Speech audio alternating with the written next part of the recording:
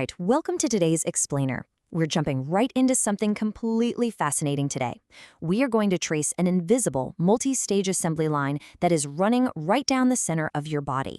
From the exact second food touches your tongue to the final excretion of waste, our bodies are pulling off an absolute symphony of chemical and mechanical engineering. I'm talking, of course, about the human alimentary canal and the whole process of human nutrition. Our mission today is to break down this complex journey step by step so we can visualize exactly how we take the food on our plates and turn it into the cellular energy that literally keeps us alive. Okay, let's dive into this. Just imagine holding a massive, delicious, multi-layered burger. You take a huge bite, it tastes incredible, right? But what actually happens next? How does that solid mass of food transform into microscopic nutrients that flow through your veins? It's really easy to just think of digestion as this mixing bowl sitting in our stomach, but it's actually a highly coordinated, sequential journey through a long, hollow tube called the digestive tract, which gets a lot of help from some very important associated organs. To really grasp human nutrition, we're going to follow that exact bite of burger all the way through the system. Now, your body doesn't just look at that and say, oh, a burger. It immediately breaks it down into three specific nutritional targets, our macronutrients. The bun, that represents our complex carbohydrates or starches. The meat patty is absolutely packed with proteins, and that melted slice of cheese is our primary source of fats or lipids. As we move down our biological assembly line, I want you to keep your eyes on these three specific targets. We're going to track the chemical breakdown of the bun, the patty, and the cheese as they hit different stations of the digestive tract. So, step 1, mastication in the mouth. Step 2, involuntary movements down the esophagus. Our journey kicks off right in the buccal cavity, the mouth. This is where your teeth mechanically crush the food into smaller particles, which is mastication. Once you swallow, the food drops into the esophagus, or the food pipe. But gravity alone actually isn't what pulls the food down. There are these rhythmic contractions and relaxations of the muscles right in the esophagus wall.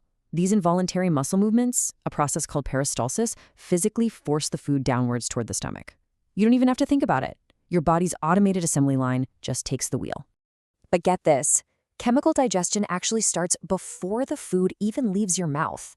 You actually produce about 1 to 2 liters of saliva every single day, and it is absolutely packed with a powerful biological catalyst. It's an enzyme known as salivary amylase. Remember the bun from our burger, our carbohydrate target? Well, salivary amylase instantly goes to work on it, starting the process of breaking down those complex starches into much simpler sugars. So the digestion of carbohydrates is officially underway right there while you're chewing. Next up, this stomach's arsenal: hydrochloric acid, pepsin, and mucus. Once the food is pushed down the esophagus, it arrives at the stomach. And the stomach is essentially this intense churning acid bath, fully equipped with a highly specialized 3-part chemical arsenal. First up, we've got hydrochloric acid, or HCl. This creates a highly acidic environment with a pH of around 1.5 to 3.5, which is strong enough to kill almost any bacteria or viruses hitching a ride on your food. Second, we have pepsin, which is a powerful enzyme produced at the stomach's chief cells. And finally, mucus. These three are about to team up to tackle our second target, that protein-rich burger patty. And this brilliantly illustrates how your body solves a major biological problem. You see, the enzyme pepsin is the absolute heavy lifter for breaking down the proteins in our burger patty into smaller peptides. But pepsin is picky. It has a strict requirement. It literally only works in a highly acidic environment, hence the hydrochloric acid. But wait, that acid is so strong it would easily digest the stomach's own walls. So the body's elegant solution is to lay down a thick layer of mucus that coats the entire stomach lining, acting as a protective shield. Now, when we eat highly processed fast food, sometimes our body overproduces this acid, and that creates an imbalance with the mucus layer.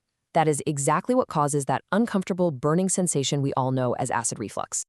So, the stomach churns the food into an acidic paste, and then it passes into the small intestine. But right here, the body hits a critical chemical crisis. The stomach is a highly acidic medium, but the small intestine requires an alkaline medium. The food leaving the stomach is dangerously acidic, and the digestive enzymes waiting in the small intestine absolutely cannot function in acid. They need a basic or alkaline environment to do their jobs. So the assembly line literally has to halt the breakdown process just long enough to drastically shift the pH of the food from highly acidic to alkaline. This brings us to a great quote explaining the fix. In order for pancreatic enzymes to work on acidic food, it must first be turned alkaline. This is done by the liver's production of bile juice. Enter two incredibly important associated organs, the liver and the gallbladder. The liver steps up as a vital ally to neutralize that stomach acid. It makes this special liquid called bile juice, which it stores in the gallbladder. Just as the acidic food enters the small intestine, the gallbladder squirts this bile juice right onto it.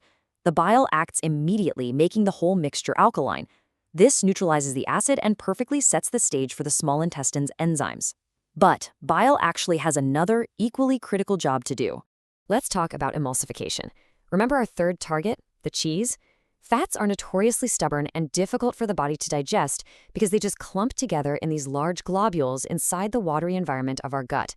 But bile swoops in to save the day here too. Through emulsification, bile salts literally attack those large fat globules, breaking them apart into much, much smaller fat droplets. Honestly, it's a lot like how dish soap breaks up grease on a dirty frying pan.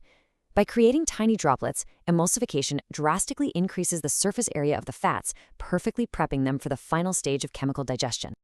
Now that the food is alkaline and the fats are emulsified, the pancreas drops its heavy-lifting enzymes into the small intestine. Looking at this breakdown, trypsin takes over exactly where the stomach left off, completely breaking down the remaining proteins from the patty into amino acids. The pancreas also secretes lipase, which zeroes right in on those newly emulsified fat droplets from the cheese, breaking them down into easily absorbable fatty acids and glycerol. Meanwhile, pancreatic amylase finishes breaking down the carbohydrates from our bun into simple glucose. The chemical dismantling of the entire burger is now 100% complete. Okay, so the food is totally dismantled, but it's still just sitting in a tube.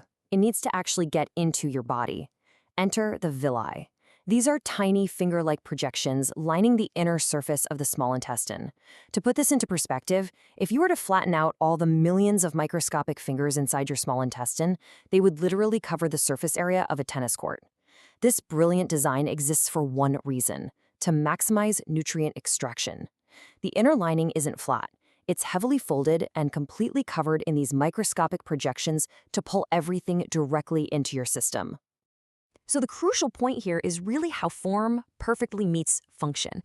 Because of their millions of finger-like shapes, the villi vastly increase the surface volume of the intestinal walls. More surface area simply means more contact with the digested food. And inside every single villus is a rich network of blood vessels. The simple sugars from our bun, the amino acids from our patty, and the fatty acids from our cheese are rapidly pulled right across the walls of the villi and dumped directly into the bloodstream. From there, your blood acts like a massive delivery network, rushing these vital nutrients to every single cell in your body to be used for energy, growth, and repair. We are now in the final phase. After the small intestine has absorbed all the usable nutrients, whatever is left over, the unabsorbed, undigested material, gets pushed right into the large intestine. Now, your body is highly efficient. It absolutely hates wasting resources, especially water. So the primary job of the large intestine is just to reabsorb any remaining valuable water from this waste material straight back into the body. What is left behind is just a solid mass of waste, which is eventually pushed out and excreted from the body via the anus. And with that, the journey through the alimentary canal is complete. From the mechanical crushing of your teeth to the intense acidic baths of the stomach, right down to the precise chemical injections from the liver and pancreas, and those microscopic nutrient-gathering fingers of the villi, human digestion is honestly nothing short of an engineering miracle. Every single bite of food you take kicks off this incredibly precise, highly coordinated process that literally keeps you alive and thriving. So the next time you take a bite of your absolute favorite meal, will you take just a brief second to marvel at the invisible, microscopic assembly line flawlessly working inside of you right at that very moment? Thank you so much for joining me for this explainer, and as always, stay curious.